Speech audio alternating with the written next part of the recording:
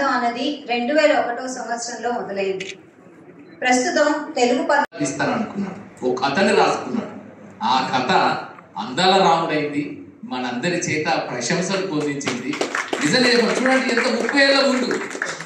అరే నువ్వు ఇప్పుడు చేయడం గొప్ప కాదు కదా, 30 years ఎగో ఈ అంటే సరే వాళ్ళకి మనకి పొంతన లేకపోవచ్చు, పోలిక లేకపోవచ్చు, ఏం లేకపోవచ్చు. But the thing is that if you can comparative studies మనకు కావాలి కదా. మన దగ్గర తెలియని పెద్ద పొరపాటు ఏంటంటే మనం చెప్పుకుంటూ ముల్లపూడి వారు గొప్ప, ముల్లపూడి తెలుగుదనము, తెలుగు తత్వము, తెలుగు జీవితము, మందహాసం, మధ్యతరగతి మందహాసకు, జీవన తాత్వికత, జీవన దార్శనికత, ఇవన్నీ చెప్పుకుంటూ వచ్చాము. కానీ ముల్లపూడి వారు తెలుగు నేల మీద పుట్టిన అంతర్జాతీయ కథకుడు.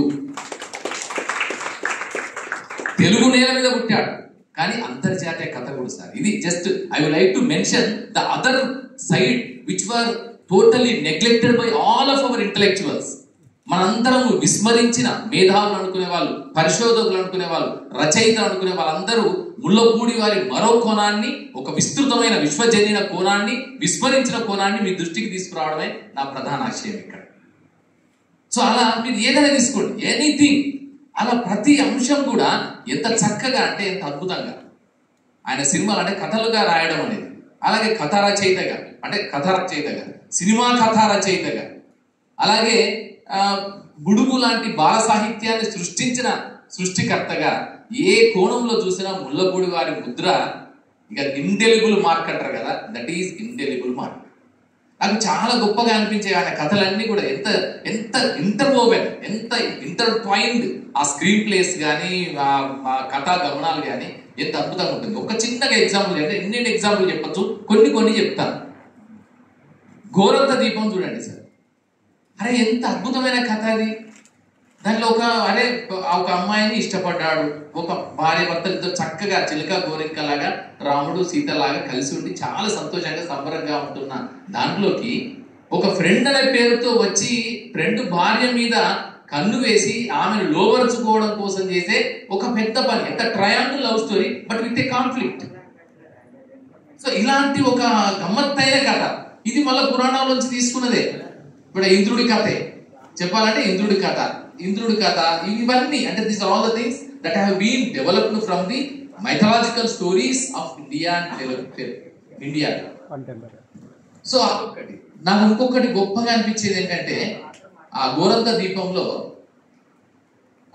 ఆ బిడ్డకి ఆయన చెప్పే మంచి మాటలు ఉంటాయి. కాంతారావు క్యారెక్టర్ కూతురికి భర్త దగ్గరికి వెళ్తున్నప్పుడు, మెట్టినింటికి వెళ్తున్నప్పుడు, అమ్మా మా ఇంటి బంగారాన్ని నువ్వు, మా ఇంటి యొక్క విలువలు, జీవన విలువలు ఏవైతున్నాయో ఆ విలువలు నువ్వు కూడా ఇవ్వడం, ప్రైజులు బహుమతులు ఇవ్వడం కూడా జరుగుతుంది. అంతేకాకుండా మొత్తం సంవత్సరానికి మనం తీసుకుంటే 1,50,000 రూపాయల వర్త్ ప్రైజులు కథలు రాసిన వాళ్ళకి, కార్టూన్లు వేసిన వాళ్ళకి ఇస్తోంది. ఇవన్నీ కూడా వాళ్ళు రకరకాల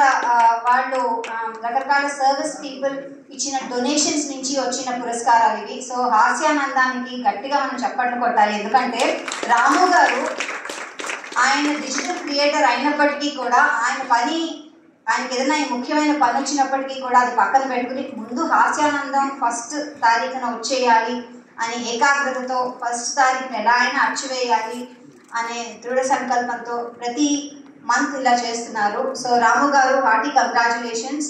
అండ్ మీలాంటి వాళ్ళు ఉండడం వల్లే హాస్యం ఇంకా మన దేశంలో ఉంది, తెలుగుతనం ఇంకా ఉందని భావిస్తూ ఇప్పుడు పురస్కార గ్రహీతలందరికీ కూడా వచ్చి ఒక్కొక్కరిగా వేదికపైకి వచ్చి ఈ పురస్కారాన్ని తీసుకోవాల్సిందిగా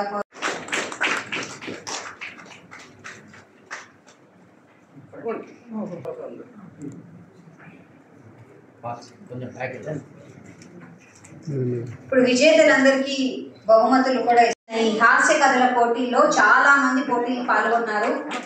న్యాయ నిర్ణేతైన కళారత్న బినం గారు ఎన్నో కథల్లో కొన్ని కథల్ని ఎంపిక చేశారు. వారికి బహుమతులు. స్వాగతం అండి. 1000 రూపాయల క్యాష్, సర్టిఫికెట్, పుస్తకం ఇవ్వడం జరుగుతుందండి. మనం చప్పట్లు కొట్టచ్చు. వీళ్ళందరూ పాపం రాసి కథల పోటీల్లో నెక్కి ప్రైజులు గెలుచుకున్న వాళ్ళు, బహుమతులు పొందుతున్న వారు. మనం అంత రాయలేకపోయినా చప్పట్లు చక్కగా అదే చేతితో కొట్టచ్చు. గట్టిగా కొట్టండి.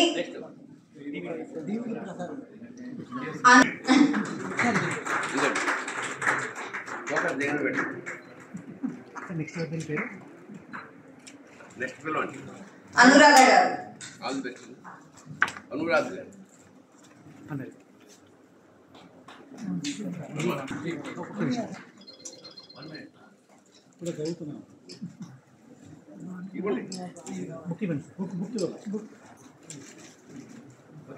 పద్మ గారు.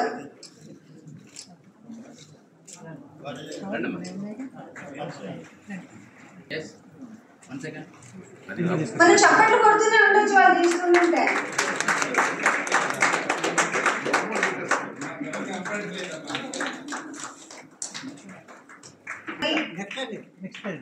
రంగనాథ్ సుదర్శనం గారు. రంగనాథ్ సుదర్శన్ గారు. రాని పక్షంలో మౌనిక గారు. మౌనిక అమ్మాయి అండి. కూతురు.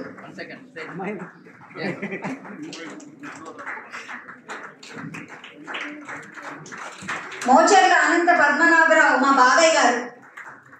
శ్రవంతి వచ్చిందా? మోచేర్ల అనంత పద్మనాభరావు.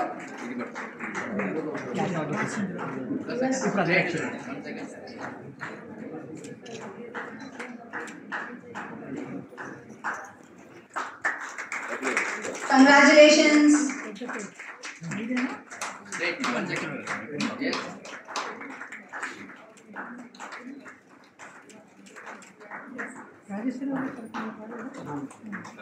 అంతేనండి. Thank you very much. ధన్యవాదాలు.